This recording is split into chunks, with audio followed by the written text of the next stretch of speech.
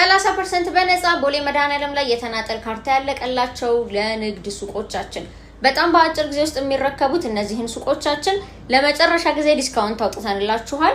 70%ን ለከፈለ 30% ቅናሽ፣ ዳውን ፔመንት 15% ለከፈለ ደግሞ 10% ቅናሽ። ይሄ የመጨረሻ የማጣሪያ ሽያጫችን ነው።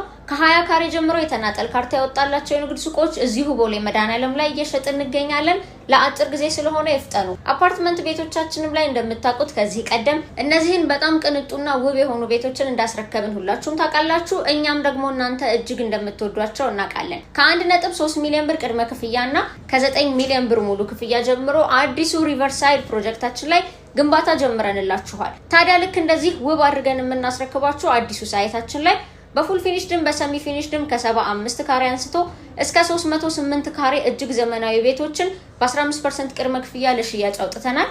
ስልኬ ከታች አለ፣ ደውሉልኝ። መልካም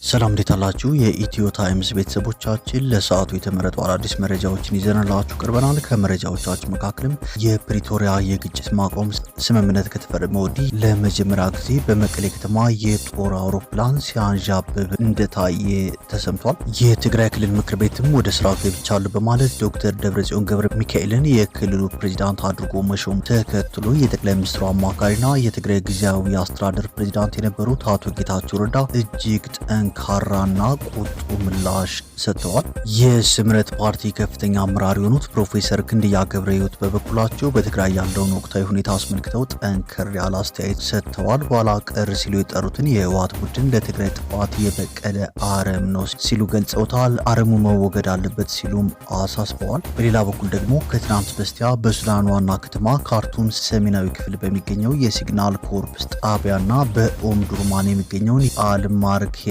ማሰልጠኛን ጨምሮ በዋና ከተማ ዋና አውሮፕላን ማረፊያ የመኖሪያ መንደሮችና በርካታ ወታደራዊ ተቋማት ላይ ተከታታይ የድሮን ጥቃት መፈጸሙን ተከትሎ ሱዳን ኢትዮጵያንና የተባበሩት አረብ ኤምሬትስን ወቅሳለች። የኢትዮጵያ መንግስት በበኩሉ ኢትዮጵያ በሱዳን የቀረበውን መሰረተ ቢስ ክስ ውድቅ በማድረግ የሱዳን ጦር ለጸረ ኢትዮጵያ ኃይሎች ድጋፍ መስጠቱን እንዲያቆም አሳስባለች። ይህ በእንዲህ እንዳለም የሱዳን አምባሳደር አዲስ አበባ ለቀው ወደ ሀገራቸው መሄዳቸው ተሰምቷል። ሙሉ መረጃውን በዜናችን በዝርዝር እናስደምጣቸዋለን። ከዚህ መረጃ በተጨማሪ የኢትዮጵያ ፌዴራል ፖሊስ በሪፖርተር ጋዜጣ ከፍተኛ ባለስልጣናትና ታዋቂ አርቲስቶች ከ98 ቢሊዮን ብር በላይ መዝረፋቸው በኦዲት ምርመራ መረጋገጡ ተነገረ በሚል የተዘገበው መረጃ የተዛባ መሆኑን አስታውቋል። በዝርዝር የምንመለከተው ሌላኛው ርዕሰ መረጃችን ነው። ክቡራትና ክቡራን የኢትዮ ታይምስ ቤተሰቦቻችን እነዚህን ለሰዓቱ የተመረጡ አዳዲስ መረጃዎችን ይዘንላችሁ ቀርበናል። ዝርዝር መረጃዎቻችን ለማድመጥ ቻናላችንን ሰብስክራይብ በማድረግ የደወል ምልክቷን በመጫንና መረጃውን ለብዙዎች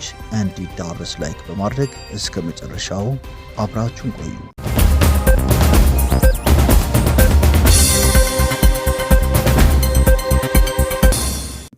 ወደ መጀመሪያው መረጃችን ስናልፍ ህወሓት ከሚያዝያ 7 ቀን 2018 ዓ.ም ጀምሮ ነባር ምክር ቤትና መንግስት ይመለስ ሲል ሲያካሂድ የነበረው እንቅስቃሴን በመቀጠል ዶክተር ደብረጽዮን ገብረ ሚካኤልን መልሶ ፕሬዚዳንት አድርጎ በመሾም ቋጭቶታል። ጦርነቱ በስምምነት ከተቋጨ በኋላ ላለፉት ዓመታት በዶክተር ደብረጽዮን ገብረ ሚካኤል ከጦርነቱ በፊት ወደ ነበረው ስልጣን ለመመለስ እንደሚፈልጉና ለዛም እየሰሩ እንዳሉ ሲነገር ነበር። ከዚህ ባለፈ ህወሓት የስድስተኛ ዘመን ስድስተኛ መደበኛ ጉባኤ ሲል በጠራው የምክር ቤት ስብሰባ ወይዘሮ ኪሮስ ሃጎስና ወይዘሮ ምህረት በርሃን አፈ ጉባኤና ምክትል አፈ ጉባኤ አድርጎ መርጧል። የጊዜያዊ አስተዳደሩ ፕሬዚዳንት ሌተናል ጀነራል ታደሰ ወረደ ህወሓት እየተከተለ ያለው አጥፊ መንገድ መሆኑን ከቀናት በፊት በሰጡት ቃለ ምልልስ ተናግረው ነበር። ጀነራሉ እኔ ማስረክበው ነገር የለም መረካከብ በሚባል አርቲፊሻል ጨዋታ ውስጥ አልገባም ያሉ ሲሆን ይህ አጥፊ አካሄድ ተገቢ እንዳልሆነ እየገለጹ ነው። የለም በዛ መንገድ እንሄዳለን ካሉ ግን እንደፈለጉ ያድርጉ ሲሉ ነበር የተናገሩት። ከትናንት በስቲያ ሰኞ ሚያዝያ 26 ቀን 2018 ዓ.ም ከምሽቱ 2 ሰዓት አካባቢ እስካሁን ማንነታቸው ባልታወቁ አካላት በክልሉ የፕሬዝዳንት ጽህፈት ቤት የፍንዳታ ድምጽ መሰማቱን ተከትሎ የጸጥታ ጥበቃው ተጠናክሯል። በዚሁ መሰረትም ከትናንት ምሽት ጀምሮ እስከ ዛሬ ድረስ በፕሬዝዳንት ጽህፈት ቤቱና ምክር ቤቱ ዙሪያ ያሉ መንገዶች ታጥረው ለተሽከርካሪ እንቅስቃሴ ዝግ ሆነው ቀጥለዋል። ይህ በእንዲህ እንዳለም ከጥቅምት 24 ቀን 2018 ዓ.ም የፕሪቶሪያ ስምምነት በኋላ ትናንት ሚያዝያ 27 ቀን 2018 ዓ.ም መሰረት ከረፋዱ 4 ሰዓት ከ25 አካባቢ የውጊያ ጀቶች በመቀሌ ሰማይ ላይ ታይተዋል።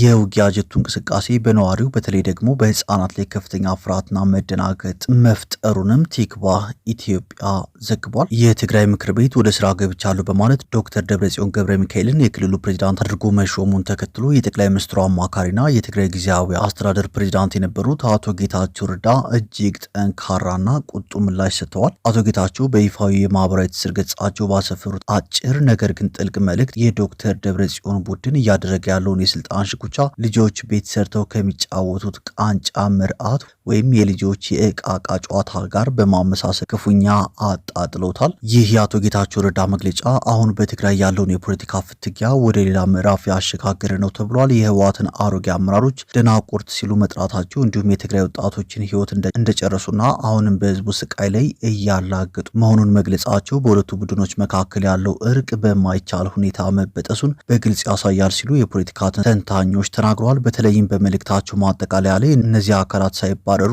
የትግራይ ህዝብ ሰላም አያገኝም ማለታቸው አቶ ጌታቸውና የለውጥ ፈላጊ ቡድን ጀነራል ታደሰ ወረደን ጨምሮ የዶክተር ደብረጽዮንን አንጃ ከፖለቲካው መድረክ ሙሉ በሙሉ ለማስወገድ ቁርጠኛ መሆናቸውን የሚያመላክት ነጥብ ይመስላል የተባለው የፌዴራል መንግስቱም ሆነ የክልሉ ጊዜያዊ አስተዳደር ይህንን ህገወጥ ሹመት እንደማይቀበሉትና አሮጌው አመራር በህዝብ ላይ እያደረሰ ያለውን የፖለቲካ ቁማር ለማስቆም ከባድ እርምጃዎች ሊወሰዱ እንደሚችሉም የፖለቲካ ተንታኞች ገምተዋል። የስምረት ፓርቲ ከፍተኛ አመራር የሆኑት ፕሮፌሰር ክንድያ ገብረ ህይወት በበኩላቸው በትግራይ ያለውን ወቅታዊ ሁኔታ አስመልክተው ጠንከር ያለ አስተያየት ሰጥተዋል። ኋላ ቀር ሲሉ የጠሩትን የህወሓት ቡድን ለትግራይ ጥፋት የበቀለ አረም ነው ሲሉ ገልጸውታል። አረሙ መወገድ አለበት ሲሉ አሳስበዋል። ይህ ሁሉ ለከት የለሽ እብደት ጦርነት ቀስቅሶ ህዝብን ይዞ ከመጥፋትና ከማተራመስ የዘለለ ይህ ነው የሚባል አዎንታዊ ውጤት የለውም ብለዋል። ቡድኑን ከጦርነት ውጪ መኖር የማይችል ሲሉ የገለጹት ፕሮፌሰር ክንድያ ያለፈው ይብቃችሁ መባል ነው ያለባቸው ሲሉም አሳስበዋል። ወደ ጠራው ሰዓት እሱ ብቻውን ይግባና ይለብለብ። ይህ ከጦርነት ውጪ መኖር የማይችለው አረም መነቀል ወይም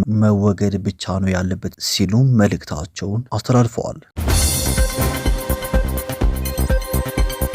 ወደ ቀጣዩ መረጃችን ስናልፍ ከሰሞኑ በሱዳን ዋና ከተማ ካርቱም ሰሜናዊ ክፍል በሚገኘው የሲግናል ኮርፕስ ጣቢያና በኦምዱርማን የሚገኘውን የአል ማርኪያት ማሰልጠኛን ጨምሮ በዋና ከተማው ዋና አውሮፕላን ማረፊያ የመኖሪያ መንደሮችና በርካታ ወታደራዊ ተቋማት ላይ ተከታታይ የድሮን ጥቃት መፈጸሙን ተከትሎ ሱዳን ኢትዮጵያንና የተባበሩት አረብ ኤምሬትስን ወቅሳለች። የውጭ ጉዳይ ሚኒስትር ሞሂዲን ሳሌምና የወታደራዊ ቃል አቀባይ አሲም አዋድ አብድ አል ወሃብ በጋራ በሰጡት ጋዜጣዊ መግለጫ ላይ በድርጊቱ የተሳተፉት ሰው አልባ አውሮፕላኖች ከኢትዮጵያ ባህር ዳር አየር ማረፊያ ለመውጣታቸው ማሳያ ማስረጃ እንዳላቸው ተናግረዋል። በካርቱም አውሮፕላን ማረፊያ ላይ በደረሰው የቦምብ ጥቃት የተባበሩት አረብ ኤምሬትስ እና ኢትዮጵያ ተሳትፎ ማድረጋቸውን በይፋ እናሳውቃለን ሲሉ ለሀገሪቱ የመንግስት የዜና ወኪል በሰጡት መግለጫ አስታውቀዋል። መንግስት በመረጠው ጊዜና ቦታ ምላሽ የመስጠት መብቱ የተጠበቀ መሆኑንም አክለዋል። ኢስ 88 የሚል መለያ ቁጥር ያለው ሰው አልባ አውሮፕላን ከኢትዮጵያ ወደ ሱዳን አየር ክልል ሲገባ ክትትል መደረጉን የወታደራዊ ባለስልጣናት ቴክኒካል መረጃ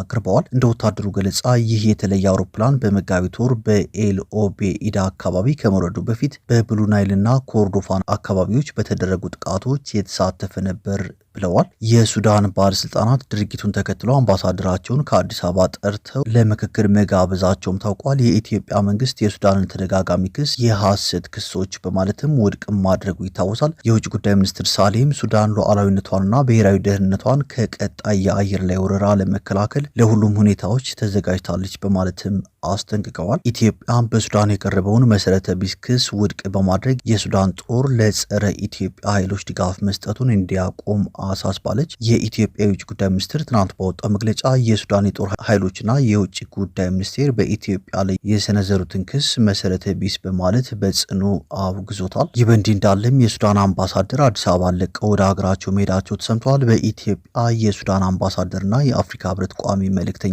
የሆኑት አልዘይን ኢብራሂም ሁሴን ወደ ሀገራቸው መመለሳቸውን ሱዳን ሆራይዘን ዘግቧል። አምባሳደሩ የተመለሱት ትናንት ምሽት ላይ የአገራቸው የውጭ ጉዳይ ሚኒስትር ያቀርብላቸውን ጥሪ ተከትሎ ነው። ሚኒስትሩ ይህንን ጥሪ ያቀረበው በካርቱም ዓለም አቀፍ አየር ማረፊያ ላይ ለተፈጸመው የድሮን ጥቃት የኢትዮጵያ እጅ አለበት በሚል ተቃውሞ ካሰማ በኋላ ነው። የሱዳን የውጭና ዓለም አቀፍ ትብብር ሚኒስትር የሆኑት ሞሂ አልዲን ሰላም ትናንት በሰጡት መግለጫ አምባሳደሩ የተጠሩት ከአገሪቱ ፖለቲካዊ አመራር ጋር ለመመካከር መሆኑን መግለጻቸው ይታወሳል። ጋዜጣው እንደዘገበው እንዲህ አይነት እርምጃ በዲፕሎማሲያዊ አሰራር መሰረት አምባሳደሩን በዚያው ማስቀረትንና ግንኙነትን ማቋረጥን ሊያስከትል ይችላል ነው የተባለው። እንደዘገባው የአምባሳደሩ ወደ አዲስ አበባ መመለስ የሱዳን መንግስት በጉዳዩ ላይ የመጨረሻ ውሳኔ ላይ የተመሰረተ እንደሚሆንም ይጠበቃል።